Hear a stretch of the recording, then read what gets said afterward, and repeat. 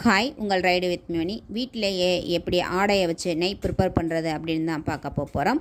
அதுக்கு ஒரு மாதமாக சேர்த்து வச்ச ஆடையை ஒரு மிக்ஸி ஜாருக்கு மாற்றிட்டு ஐஸ் வாட்டரும் கொஞ்சம் ஐஸ் கியூப்பும் போட்டு நல்லா அடிச்சுட்டு வந்தோம் அப்படின்னா இந்த மாதிரி உப்பி வரும். இப்போ இன்னும் கொஞ்சம் நேரம் நல்லா மிக்ஸியை சுத்த விட்டு வந்தால் இந்த கன்சிஸ்டன்சிக்கு வந்துடும் அடுத்த ஸ்டேஜுக்கு. இதை திரும்பவும் நம்ம கொஞ்சம் நேரம் சுத்த விட்டோம் அப்படின்னா இந்த மாதிரி நல்லா வெண்ணெய் பிரிஞ்சு வர ஆரம்பிச்சிடும். இதை நல்லா உருண்டை பிடிச்சி நல்லா ஐஸ் வாட்டரில் போட்டு 2-3 தரம் வாஷ் பண்ணி எடுத்துக்கிறலாம். இதை நல்லா கடாயில் போட்டு மீடியம் ஃப்ளேம் ஹை ஃப்ளேம்னு மாற்றி மாற்றி வச்சோம் அப்படின்னா இந்த மாதிரி உருகி நல்லா வந்துடும். இப்போ அதில் கொஞ்சமாக ஃபஸ்ட்டு கொஞ்சம் இலையை போட்டேன், அது பொரியலை. திரும்ப நல்லா முருங்கை இலையை போடும்போது படப்படான்னு வெடித்து தயாராகிடுச்சு.